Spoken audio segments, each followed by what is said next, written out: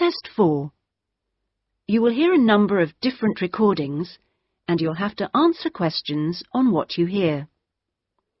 There will be time for you to read the instructions and questions and you'll have a chance to check your work. All the recordings will be played once only. The test is in 4 sections. At the end of the test, you will be given 10 minutes to transfer your answers to an answer sheet. Now turn to Section 1. Section 1. You will hear a conversation between a student looking for a host family and a housing advisor. First, you have some time to look at questions 1 to 5.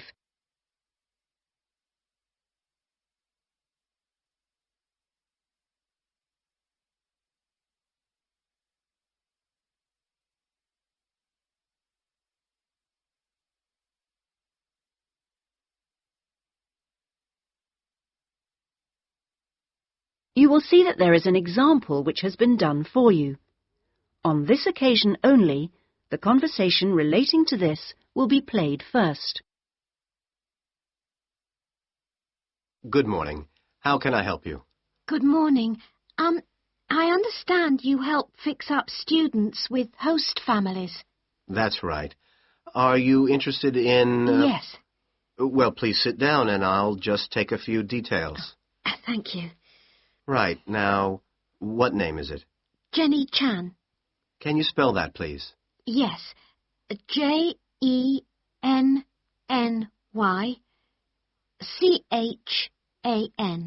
Right. And what is your present address? The student's name is Jenny Chan, so Jenny Chan has been written on the form. Now we shall begin.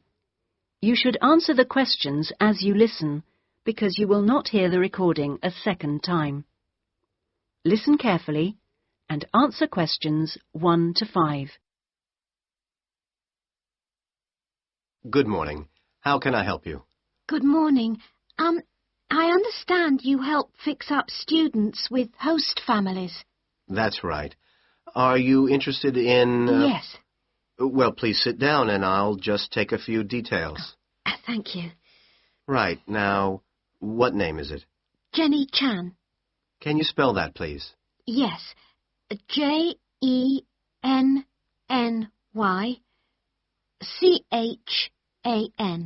Right. And what is your present address?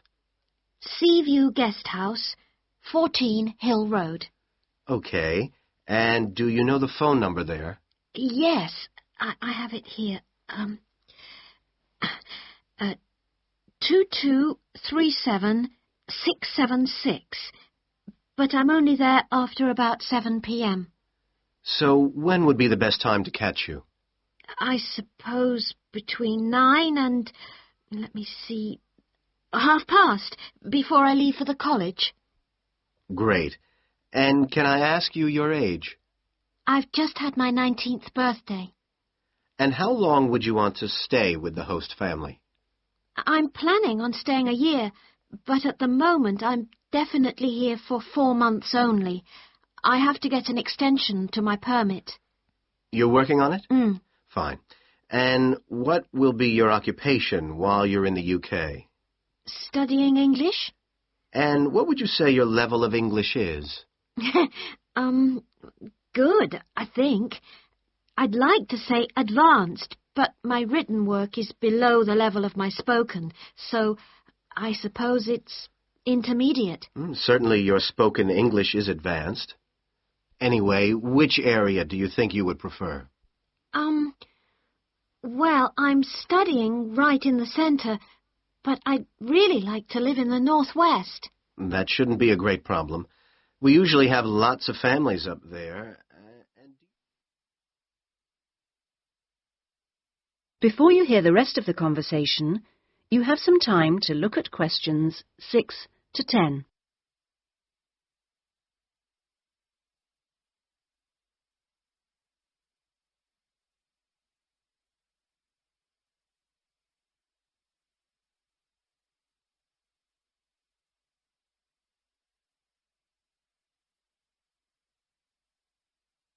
Now listen and answer questions 6 to 10. And do you have any particular requirements for diet? Well, I'm nearly a vegetarian. Not quite. Shall I say you are? It's probably easier that way. That would be best. Anything about your actual room? I would prefer my own facilities. En suite, is that right? Mm-hmm. And also, if it's possible, a TV. And I'd also like the house to have a real garden, rather than just a yard. Somewhere I could sit and be peaceful. Is that all? Well, I'm really serious about improving my English, so I'd prefer to be the only guest, if that's possible. No other guests. Yes, you get more practice that way. Anyway, obviously, all this is partly dependent on how much you're willing to pay. What did you have in mind? I was thinking in terms of about 60 to 80 pounds a week, but I'd go up to 100 if it was something special. Well, I don't think we'd have any problems finding something for you. Oh, good. And when would you want it for? I'd like to move in approximately 2 weeks. Let me see. It's the 10th today. So if we go for the Monday, it's the 23rd of March. Yes. Right. Good. And if I could ask one last question. That is the end of section 1. You now have half a minute to check your answers.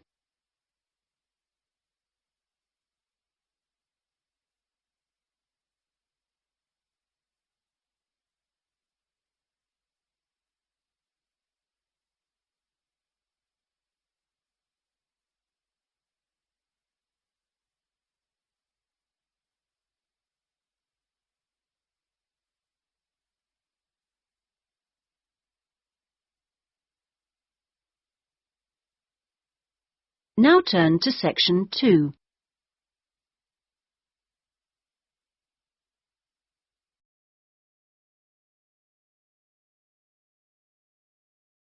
Section 2. You will hear an introductory talk about a new agricultural park. First, you have some time to look at questions 11 to 14.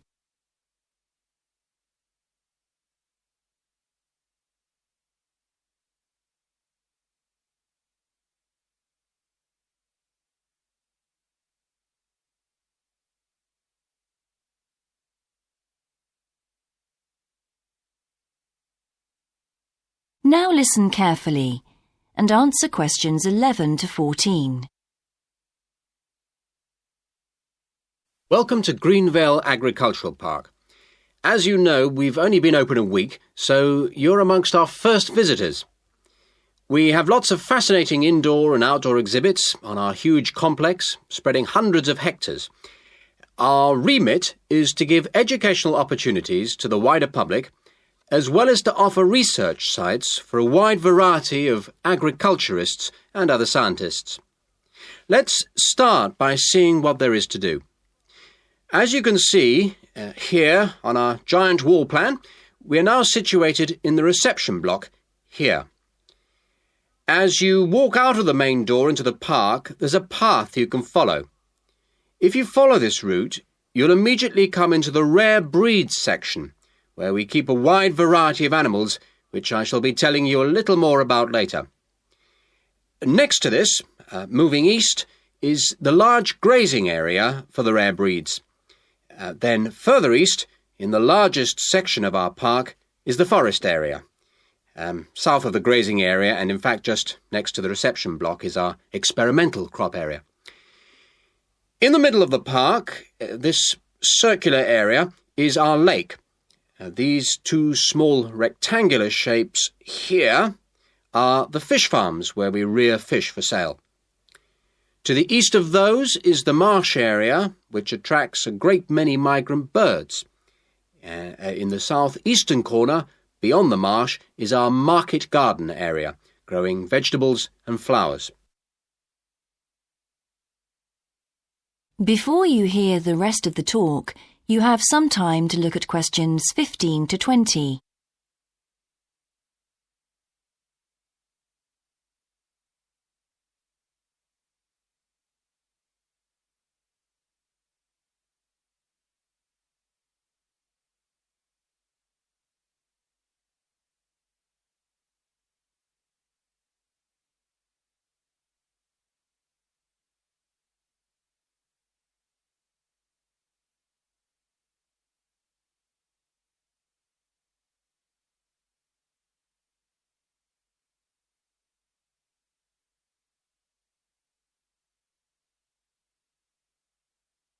Now listen and answer questions 15 to 20. All these areas can be visited by the general public for almost all the year. Although, please take note of the large signs at the entrance to each area, which tell you when certain areas are being used for particular controlled experiments and are therefore temporarily out of bounds to the public. You can see for yourself what a huge area the park covers, and a key question is always, how can we move around? Well, you have a choice of means, all environmentally friendly. Cars are banned in the park. We have bicycles, which you can hire behind the reception block here. The healthy ones of you can go on foot. And finally, there's our electric tram, powered from solar cells. You find more information about this at the front entrance. A good place to start on your tour is the rare breed section. We keep goats, sheep and hens and other kinds of poultry. We're also thinking of bringing in cows and horses, but we do not as yet have facilities for these bigger animals. The animals are fed in public twice a day, and a short lecture given on their feeding habits and nutritional needs. These are very popular with the public, but of course we mustn't lose sight of the main purpose of having this section, not as such to preserve rare animals, but to maintain the diversity of breeds, to broaden the gene pool for agricultural development. Greenvale changes with the seasons, with different events happening at different times of the year. May will be perhaps our most spectacular month, with the arrival of the Canada geese, and when our fruit trees will be in full blossom. But there are interesting events on all year round. For example, John Havers, our expert fly fisherman, is currently giving displays on the lake. Each of the sections has its own seasonal calendar, and please consult the summary board at the main entrance. And the final section, as we return to the reception blocks, is the orchard. Do take time to browse round our shop. There's a wide selection of books on wildlife, some of them written by local authors, and the history of farming, including organic farming, something which the park will be diversifying into in the coming months. That is the end of section 2. You now have half a minute to check your answers.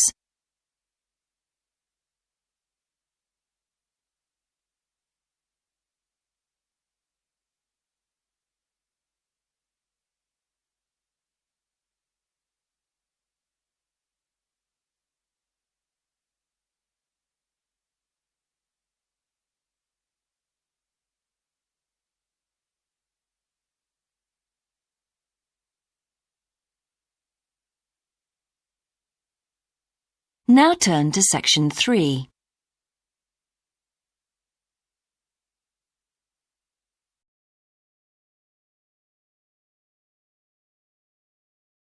Section 3. You will hear a discussion between a college tutor and two students, Christina and Ibrahim. First, you have some time to look at questions 21 to 26.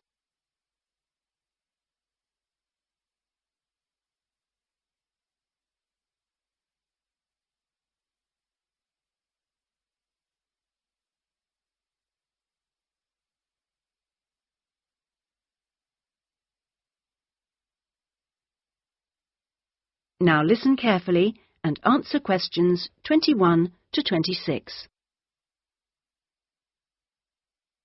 First of all, I'd just like to say, Christina and Ibrahim, that I really enjoyed watching your video about student life last week.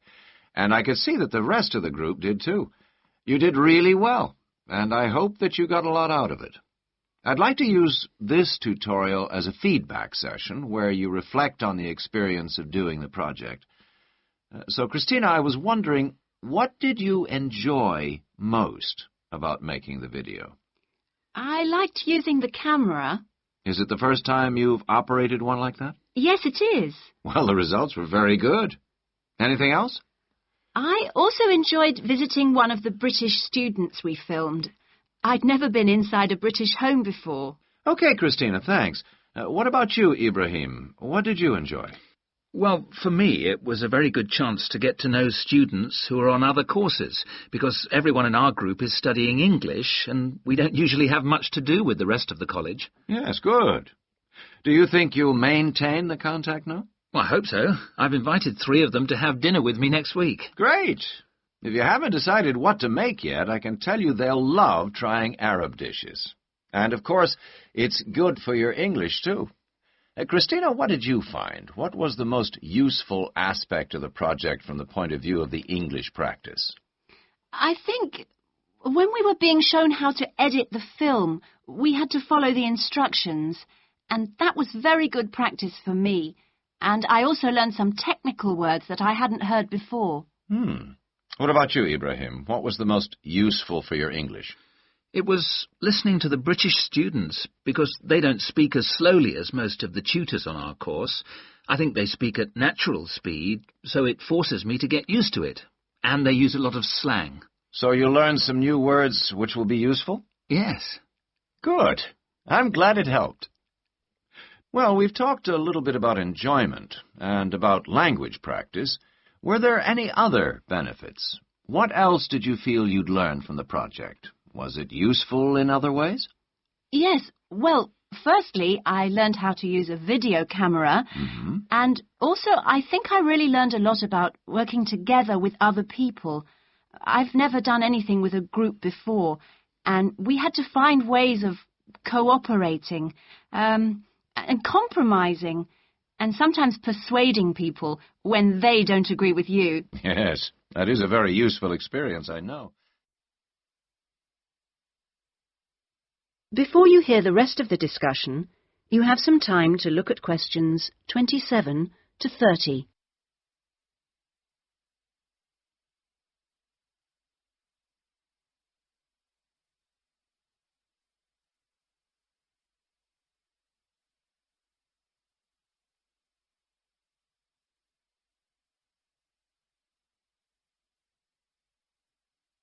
Now listen and answer questions 27 to 30. What about you, Ibrahim? Well, I think I learned a lot about how important editing is. When you're filming, you think that everything's going to be interesting, but in fact we cut around half of it in the end, and then it was much better. Good. Well, one last thing I'd like to ask. What mistakes do you think you, as a group, that is, made? I mean, to put it another way, if you had to do it all over again, is there anything you'd do differently? We didn't plan very well. For example, we didn't decide on dates when we'd complete each separate step of the project, and we should have agreed about that in the beginning, because we were always late with everything. Right. Anything else? I think we should have tried to experiment more with the camera. I mean, with angles and the focus and that kind of thing. So you should have been more ambitious. Do you agree, Ibrahim? Not really. In fact, I think we were too ambitious. We were inexperienced, and we didn't have a lot of time, and we tried to do too much, to make a long film. Next time I would make a shorter one and try to get the quality better. Well, that's very interesting. Next semester, we will be doing another video project with a different content, of course, but you'll have an opportunity to put into practice what you've learned this time. Do you have any ideas about a different... That is the end of section 3. You now have half a minute to check your answers.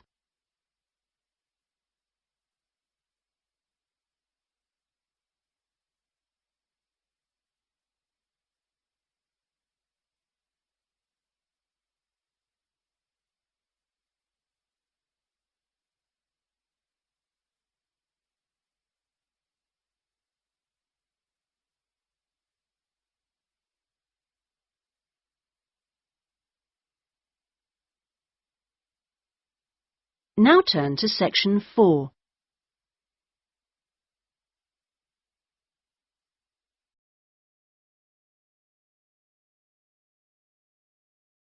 Section 4. You will hear a lecture about Crocodylus niloticus and its living habits. First, you have some time to look at questions 31 to 40.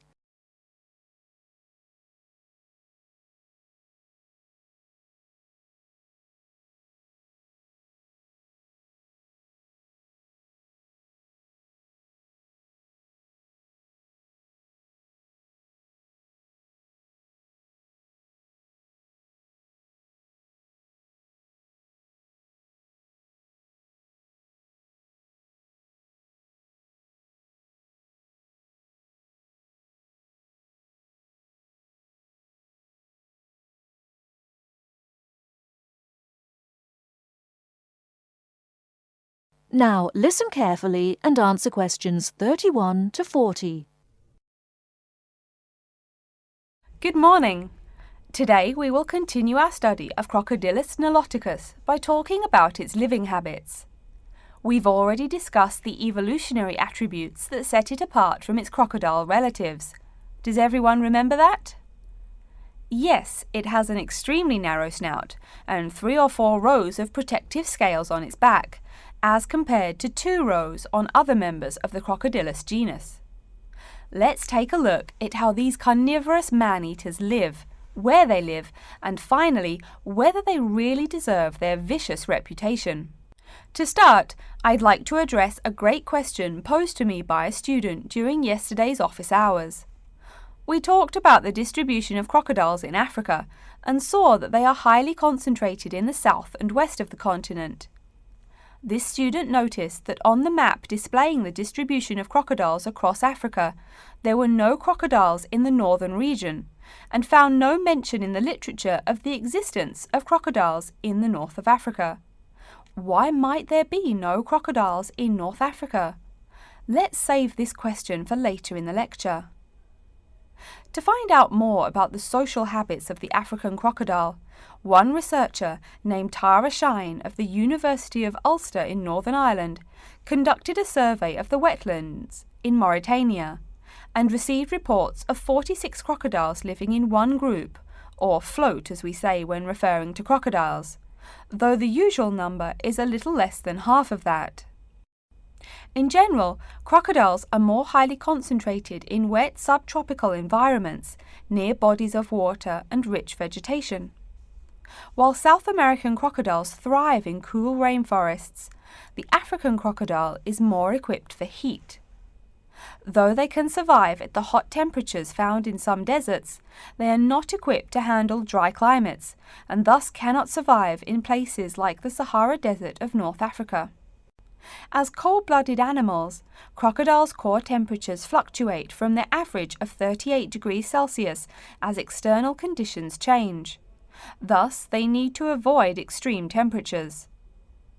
Others live an underwater life, keeping a body temperature close to that of the water.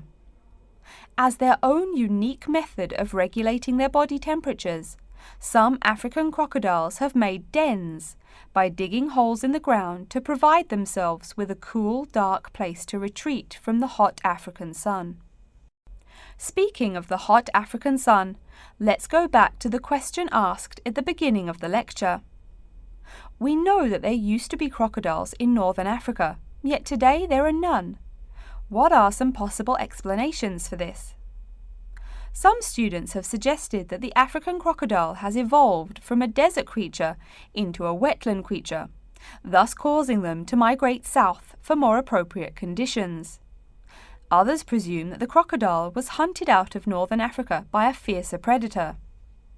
While these are intelligent guesses, the real story is a little bit different. The key to this migration is that the Sahara Desert did not always cover the north of Africa. About 8,000 years ago, the land was fertile wetlands, perfect for breeding crocodiles. Over time, though, the area dried out and the wetland slowly turned to desert, leading the African crocodile to migrate south to the marshlands they call home today. Some crocodiles did, however, adapt to living in dry conditions. In Mauritania, some crocodiles have learned to survive in an area where they can go up to 8 months with no water, by spending the driest of times in what's called a torpor, or short period of hibernation. To utilize every bit of rainfall, these desert crocodiles dig underground caves that collect runoff, thus staying cool and hydrated.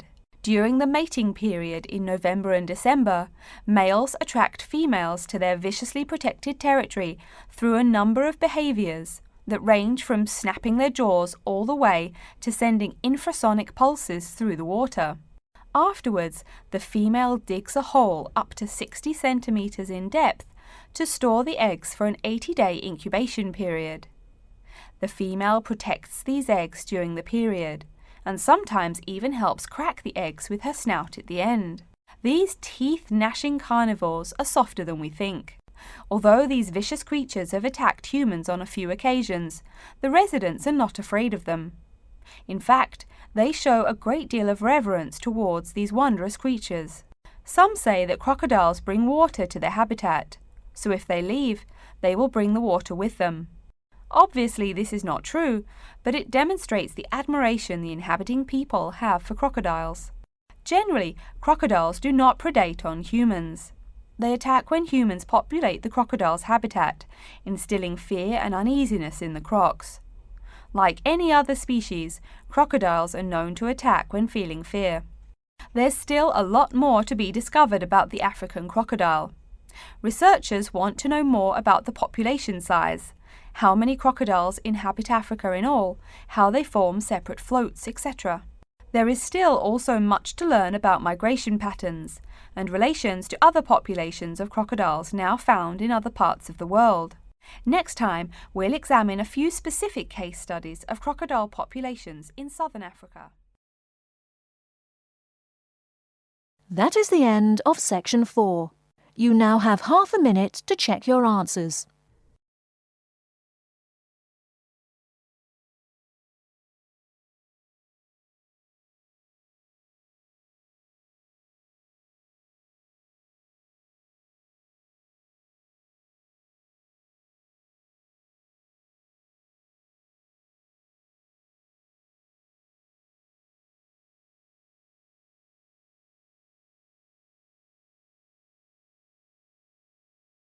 That is the end of the listening test. In the Ielts test, you will now have 10 minutes to transfer your answers to an answer sheet.